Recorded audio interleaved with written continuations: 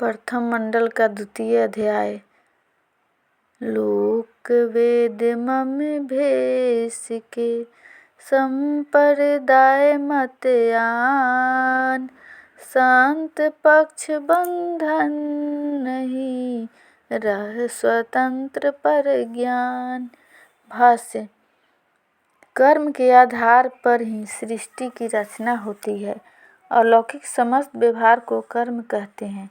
कर्म से प्रभु प्राप्ति नहीं होती। शुभाशुभ दोनों कर्मों से प्रभु प्राप्ति का साधन पृथक है। कर्म जीव का बंधन है। कर्म से निवृत्ति होने के लिए प्रभु प्राप्ति योग मार्ग का साधन किया जाता है। विहंगम योग कर्म प्राकृतिक चक्र से बाहर है एवं वह शुद्ध ब्रह्म विद्या का विकास है। इसलिए प्राकृतिक कर्म प्रवाह से प्रभु की उपासना नहीं होती। मन बुद्धि या प्राकृतिक संघात से जो कुछ होता है वह सभी प्रकृति का कर्म है। प्राकृतिक मंडल से उपरम होकर ही प्रभु की भक्ति होती है। मन इंद्रिय जगत में रहकर प्रभु की उपासना नहीं होती, बल्कि वह जीव का कर्म होता है। और तब प्रभु इन कर्मों के साधन से प्राप्त नहीं होता। वेद के अंदर योग की 5 भूमियों का वर्णन है। वैदिक अनुभव तत्व योग समाधि में प्रकट होता है। आत्मा के अंदर ज्ञान प्रकट होने की अनेक धाराएं हैं। वैदिक ऋचाएं योग की भिन्न भिन्न भूमियों से प्रकट हुई है। वेदों के अंदर वाचक ज्ञान नहीं है, बल्कि अनुभव साधन प्रणाली का वर्णन किया गया है। वेद भी ब्रह्म विद्या संत मत की महिमा गाता है। इसलिए केवल वाचक ज्ञान के आधार पर जो अपने में संतुष्ट है, चारों वेद पढ़ने के पश्चात भी सद्गुरु साधन रहस्य अनुभव तत्व से हीन है, ऐसे बोधहीन निगूढ़े वेदपाठी ब्रह्म विद्या तत्व ज्ञान के अपरोक्ष अनुभव साधन से रहित है। यही कारण है कि वेदों भी अपरा विद्या के अंदर गणना की गई है। यदि वेद के पढ़ने से ही पूर्ण ज्ञान की प्राप्ति होती, तब वेदों को अपरा विद्या में गणना कर ब्रह्म की प्राप्ति के लिए परा विद्या की आवश्यकता क्यों बतलाई जाती। इसलिए मात्र वेद वेदांग के जान लेने से ही आध्यात्मिक विकास नहीं हो सकता, न जीवन में पूर्ण ज्ञान की प्राप्ति होती है।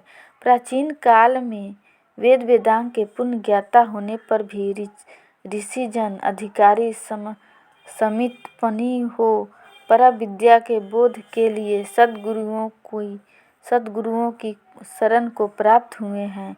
इसलिए वेद पाठी विद्वानों को भी आवश्यकता है कि वे सर्व अभिमान को छोड़कर अधिकारी बन ब्रह्म विद्या के आचार्य सद्गुरु की खोज करें और अपने आत्मिक उत्थान प्रभु प्राप्ति के लिए प्रभु की उपासना करें।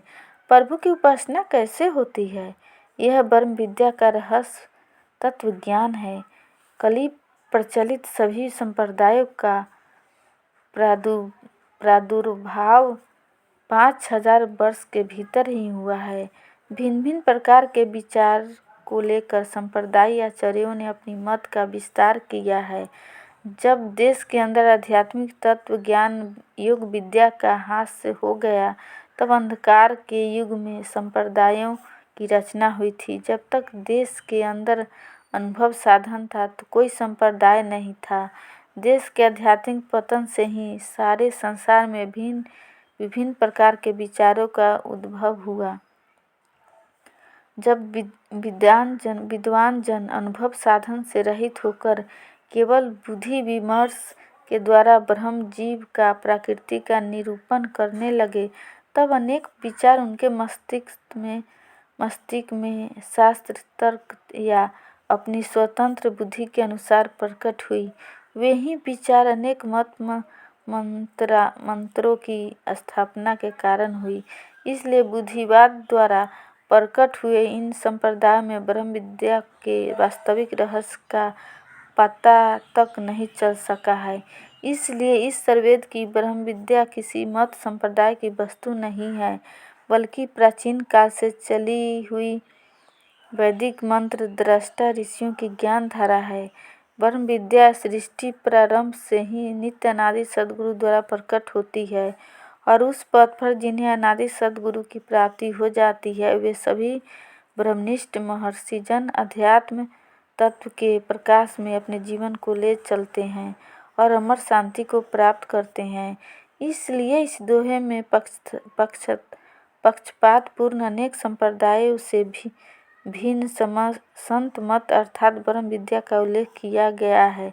ब्रह्म विद्या किसी मत संप्रदाय की वस्तु नहीं है, बल्कि सद्गुरु के विमल प्रकाश में चलने वाले सारे देश संघात से पृथक चिन्मय स्वरूप से परमानंद प्राप्ति का एकमात्र स्वतंत्र साधन है। ब्रह्म विद्या का उत्कृष्ट ज्ञान सब संप्रदाय से अलग स्वतंत्र है और इसका विकास सद्गुरु के प्रकाश में अनुभव द्वारा होता है। बोलिए सद्गुरुदेव भगवान की जय।